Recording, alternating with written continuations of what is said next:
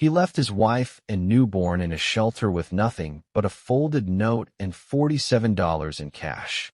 No goodbye, no explanation, just silence. And for the woman holding that newborn in her arms that night, the world didn't just feel empty. It felt erased, like everything she thought she knew about the man she married had been quietly pulled out from under her. Outside, the rain didn't stop falling, hitting the cracked shelter window in steady rhythm while she tried to calm a baby that wouldn't stop crying, as if even the child could sense something had been broken beyond repair. And somewhere miles away, a man kept walking without turning back once, as though looking back would make it real, as though stopping would force him to face something he wasn't ready to face. That single moment would become the kind of story people whisper about later, because it didn't make sense on the surface, and yet it happened exactly as described in official shelter reports and later police statements. But what no one understood then was why a man would leave behind the two people who depended on him most, or why a single handwritten note would become the only explanation anyone would ever get. Because what followed didn't bring closure, it only deepened the questions. The shelter staff tried to piece together what they had witnessed, but every detail seemed to lead to another contradiction. The man was described as quiet, exhausted, not angry, not violent, just final in a way that unsettled people who saw him leave. The woman, however, refused to say what was in the note for days, holding on to it like it meant something more than abandonment. And when authorities began asking questions, they discovered something that didn't sit right from the beginning. Small inconsistencies in identity records, gaps in history that didn't align cleanly with the life she was believed to have lived. Then, just when the case started fading into the background, something unexpected happened 3 months later.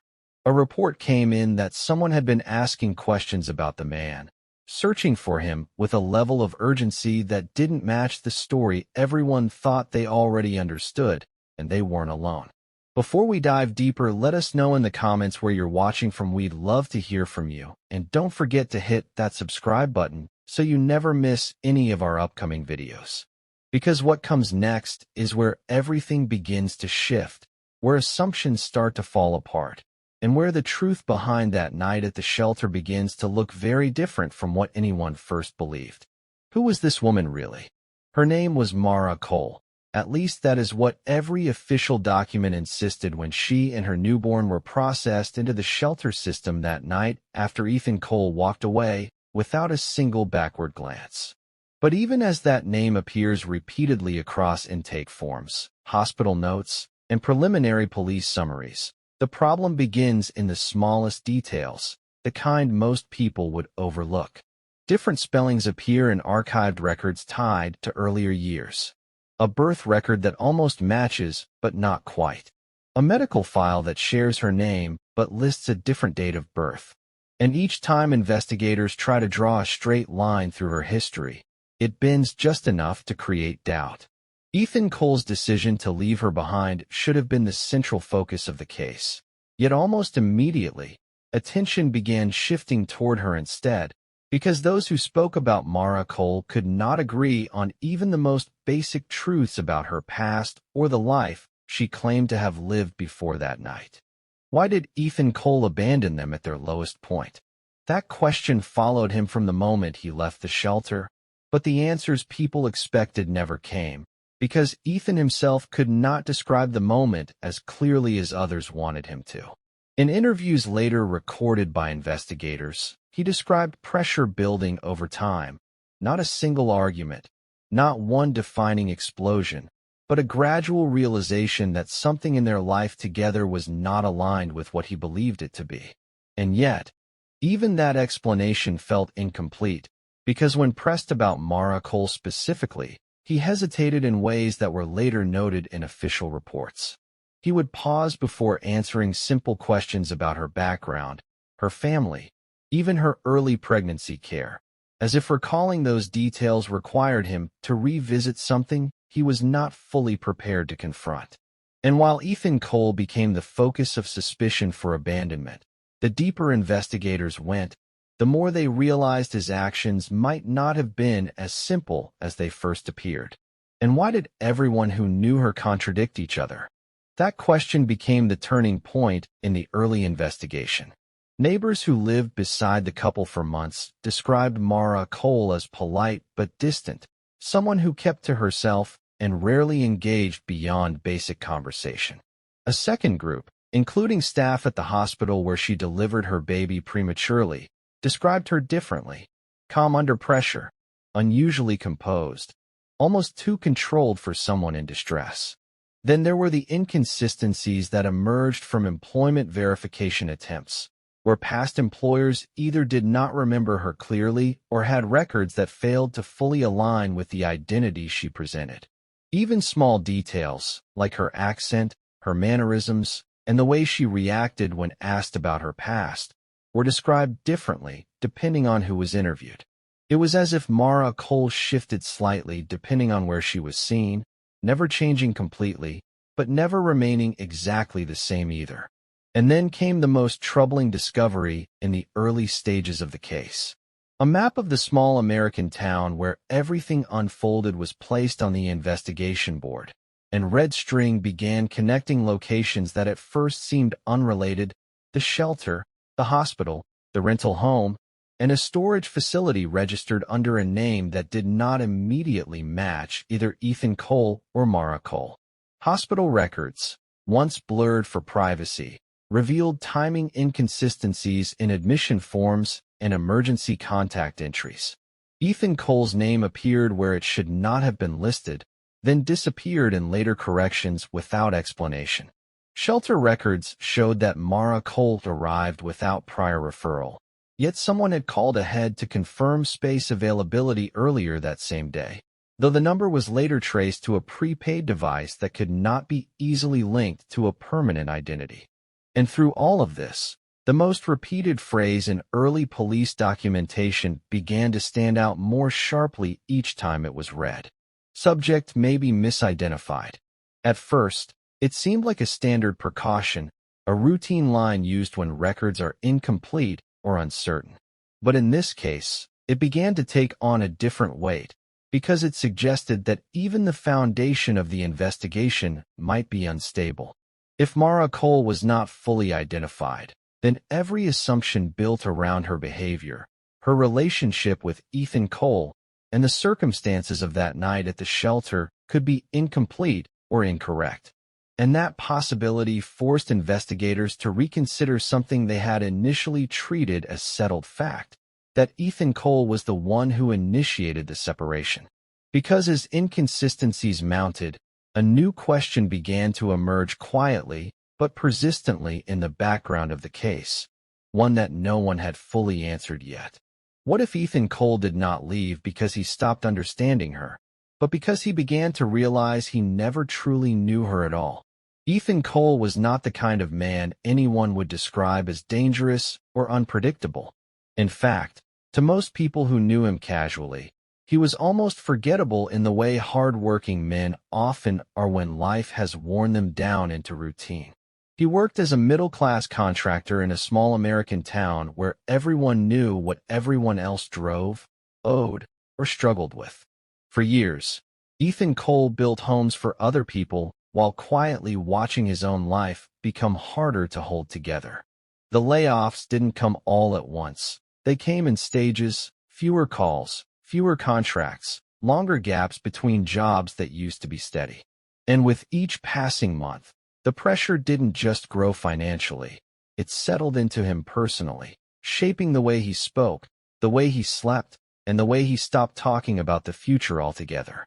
Friends would later describe him as someone who didn't complain, but also didn't hope anymore, as if something inside him had slowly tightened into silence rather than breaking outward. Mara Cole, on the other hand, lived in a way that never fully matched the world around her. She was quiet, soft-spoken, and careful with her words, as if every sentence had to be measured before it was released. After giving birth prematurely, she became even more withdrawn, spending long stretches of time focused entirely on the newborn, as though the rest of the world had become secondary. But what stood out most to those who tried to understand her wasn't just her behavior. It was the absence of her past. There were no clear records before 2018 that aligned consistently with her identity. No stable digital footprint. No reliable trace of where she had lived, worked, or even existed in a conventional sense before she appeared in Ethan Cole's life. When investigators later tried to reconstruct her background, they found fragments that didn't connect cleanly, as if her history had been recorded in pieces that were never meant to form a complete picture. To neighbors, they looked ordinary, even boring. A couple trying to manage stress, trying to prepare for a child, trying to survive the quiet financial pressure that so many families in their area understood too well. There were no obvious signs of conflict in public. No loud arguments heard through thin walls. No visible chaos that would have suggested what was building beneath the surface. And yet, behind closed doors, something never fully added up. Ethan Cole would often avoid questions about Mara's past, not with anger, but with hesitation, as if the answers were either unclear to him or uncomfortable to articulate. When people asked where she was from, he would give general responses, nothing specific enough to confirm, nothing detailed enough to verify. It was not what he said that raised questions, but what he consistently avoided saying at all. Mara Cole, meanwhile, began receiving phone calls that she never discussed openly. They came at irregular times, sometimes late in the evening when the house was quiet and Ethan was still working through whatever job he could find. She would step away to answer them, and when she returned, her expression would shift slightly, not in a dramatic way, but enough that those close to her noticed a difference in her focus. She never explained who was calling, and Ethan never pressed her directly, though later accounts suggest he became aware that these calls existed. There were also moments when she reacted strongly to certain names on television, brief flashes of recognition that passed quickly but did not go unnoticed by Ethan. He would later describe these moments as confusing because they didn't match the version of her life she had shared with him, a version that already felt incomplete even before anything unusual began to surface. And then there were the small inconsistencies that never seemed important at the time, but would later become central to the investigation. Documents that did not align perfectly, minor gaps in employment history that could not be easily explained, a hesitation when discussing her family, as if the subject required careful navigation rather than simple memory. Ethan Cole, already under financial strain and emotional fatigue, began to withdraw inwardly. Not dramatically, not in a way that would immediately alarm others, but gradually, in the way people do when they are trying to make sense of something that refuses to fully make sense. And the more he tried to stabilize their life, the more he seemed to encounter details about Mara that didn't fit neatly into the picture he thought he understood when they first came together.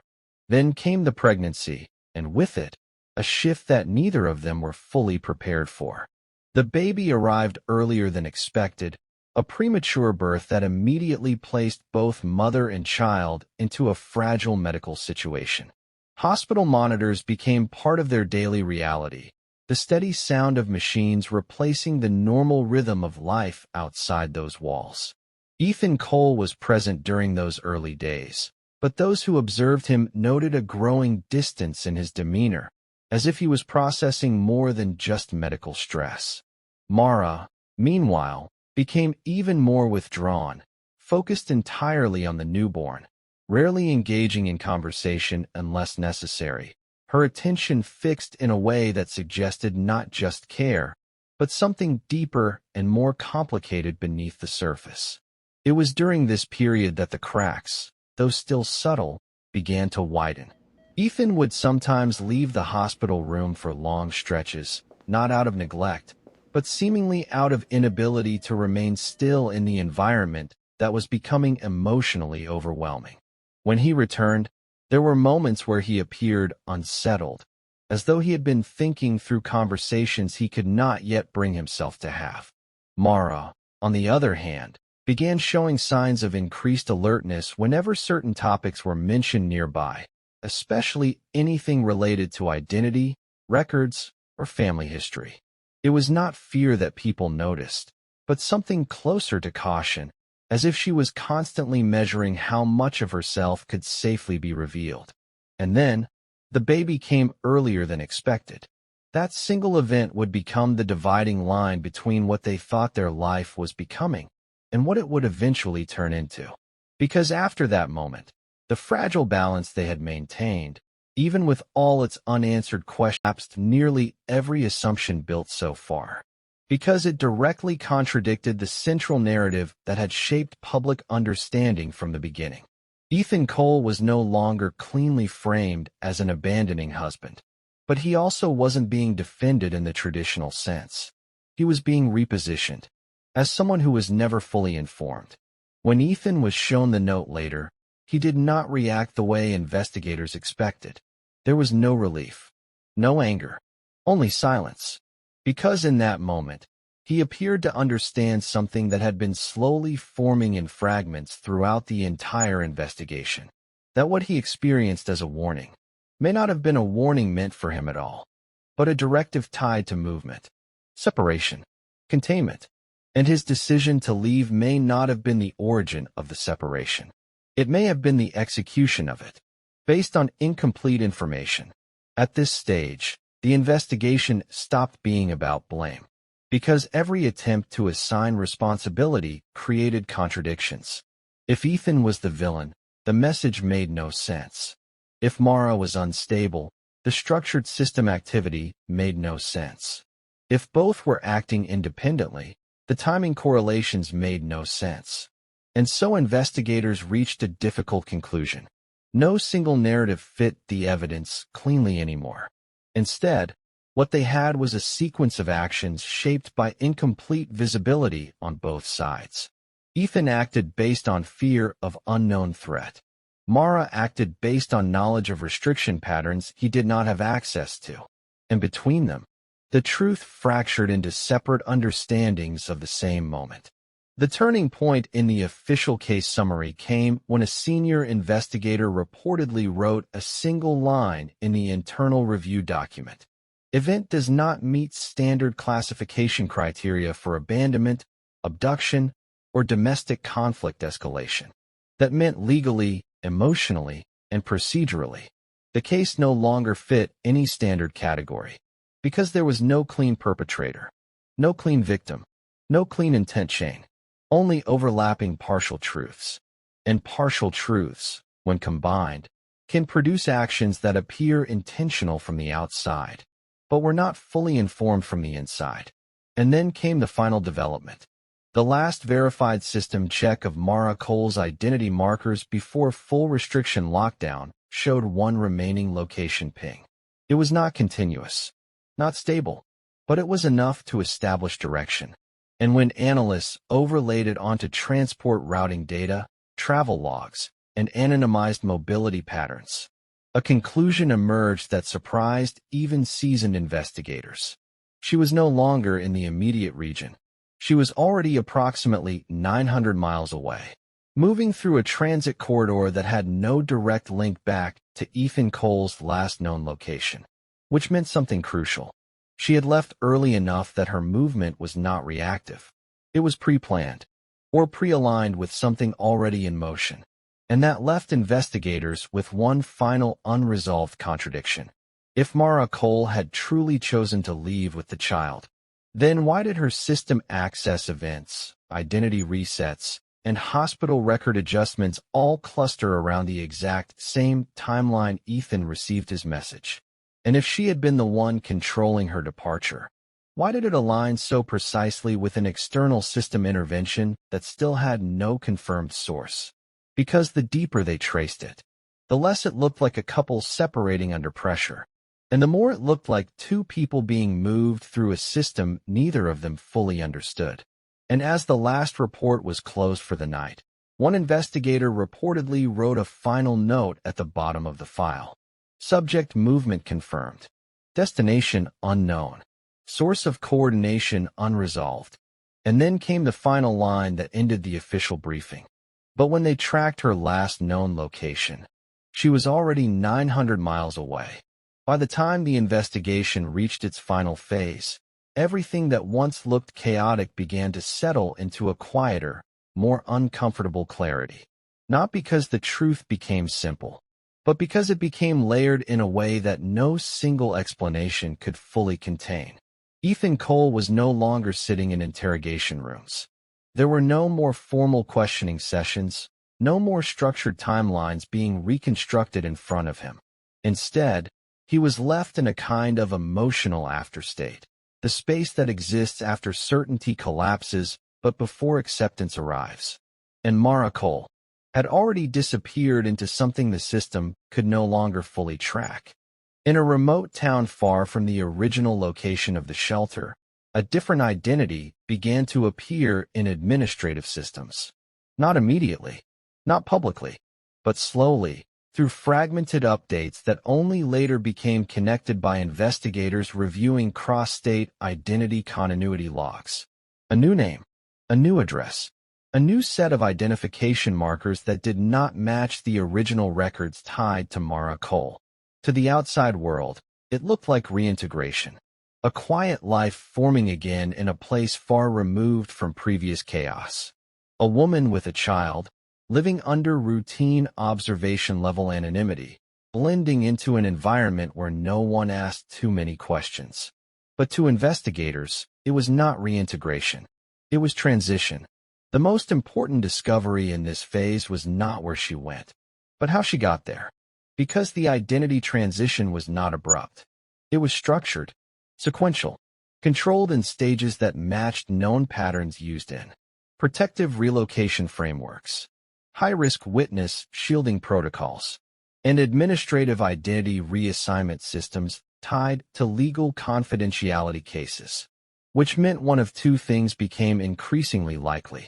Either Mara Cole was formally part of a protection structure, or she had been absorbed into one without public disclosure. In both interpretations, the conclusion remained the same. Her disappearance was not accidental. It was processed. At this stage, investigators stopped trying to force a single explanation, because every version of events, abandonment, escape, manipulation, protection, all contained partial truth. And partial truth, when distributed across two people, creates misunderstanding that feels like betrayal. This is where the emotional shift becomes central, because Ethan Cole was no longer seen as a man who left. He was seen as a man who reacted, not with full information, not with full clarity, but with incomplete perception shaped by fear of unknown risk. And Mara Cole was no longer viewed as simply a woman left behind. She was viewed as someone operating under constraints that were not fully visible to him, which reframed the entire emotional structure of the story. Sometimes leaving isn't abandonment. The investigators' final internal summary used language that reflected the complexity of what they had uncovered. It is survival under incomplete visibility. Because survival, in this case, did not look like escape. It looked like coordination with systems outside personal relationships. And that distinction matters. Because in relationships built under hidden pressure points, absence can be misread as rejection, and protection can be misread as abandonment. Ethan's final documented state was not one of resolution. It was uncertainty stabilized into permanence. He was not cleared in the emotional sense, because there was nothing to clear. There was only understanding arriving too late to change the outcome. He had believed he was protecting his child. He had believed he was responding to danger. But what he could not recover was certainty about whether his interpretation had been complete. In the end, Ethan Cole was left with a truth that did not resolve guilt or innocence. Only perspective, and that is often more difficult to carry. Mara Cole, in contrast, does not receive a traditional resolution in the record. There is no final interview, no public statement, no confirmed long-term status report. Only system-level indicators suggesting continued identity stability under a different designation, which means her outcome remains intentionally undefined in public documentation, not because she vanished without trace, but because her visibility was restricted to controlled frameworks that do not intersect with public investigative reporting. In simpler terms, she did not return to the world the same way she left it, and whether that represents safety or continued risk is never confirmed. What remains at the center of the case is not a single act, not abandonment, not escape, not deception, but misalignment of perception between two people experiencing different layers of the same unfolding reality. And that is what makes the story linger, because it removes the comfort of a clean answer and replaces it with something far more realistic. People can share a life and still not fully share the truth of what surrounds it. And in the final review of the case file, one investigator added a note that was never officially expanded, but later became the most quoted line in internal discussions. It read, "There is no single moment where this story begins or ends. Only a series of decisions made with incomplete information. And that is where the case closes, not with certainty, but with distance, between what was known and what was understood. At this point, everything that once felt like certainty had already dissolved into something softer, something harder to define. Because the truth was no longer sitting in one place. It was distributed, across memory, across interpretation, across what each person believed they were trying to protect. And when the case file was finally reviewed in its totality, stripped of speculation, stripped of emotional labeling, stripped of public narrative, one conclusion began to quietly emerge beneath everything else. Not as a headline, not as a verdict, but as an understanding. The truth wasn't that Ethan Cole abandoned Mara Cole, and it wasn't that Mara Cole abandoned Ethan Cole. It was something far more uncomfortable than either of those stories. The truth was that both of them were trying to protect the same child, in completely different ways, and neither of them had access to the full picture the other was operating within. Ethan Cole acted from what he believed was urgency, from fear shaped by fragmented information, from a message he could not trace, but could not ignore. And in that moment, his decision wasn't rooted in rejection. It was rooted in removal, a belief that distance would create safety, even if that safety was misunderstood, even if that decision fractured everything. Mara Cole, on the other hand, was not moving randomly through disappearance. Her actions, when reconstructed through system logs, identity transitions, and timing sequences, aligned with a different kind of logic entirely. A logic shaped by concealment, by containment, by the need to keep visibility low enough that whatever was attached to her past could not fully resurface into her present. And the child, whether intentionally or not, became part of that protective boundary, not as abandonment, but as insulation. And in the silence between those two interpretations, the real emotional fracture of the story existed, because neither version cancels the other out. They exist at the same time, overlaying each other, misaligned, but not necessarily false. The image that investigators were left with was not of a man walking away, or a woman disappearing, but of two people moving in opposite directions around the same point of fear, never fully seeing the same threat, never fully sharing the same certainty. And years later, when analysts revisited the case in summary form, one line was added in a margin note that was never intended for public release. It simply read, "Most cases are not defined by what people did, but by what they believe they were responding to." And that brings everything back to a single moment. A decision made in a hospital hallway, a message that could not be traced, a separation that could not be cleanly categorized, and a child at the center of it all. But if you were him, would you have stayed? And after everything that happened, after every contradiction, every missing detail, every version of the truth that never fully aligned, there is still only one thing left that no investigation can fully answer: what you believe happened. Because in the end, cases like this don't close neatly in the minds of the people who hear them. They close differently for everyone who listens. So let me ask you something directly. Do you think Ethan Cole made the right decision?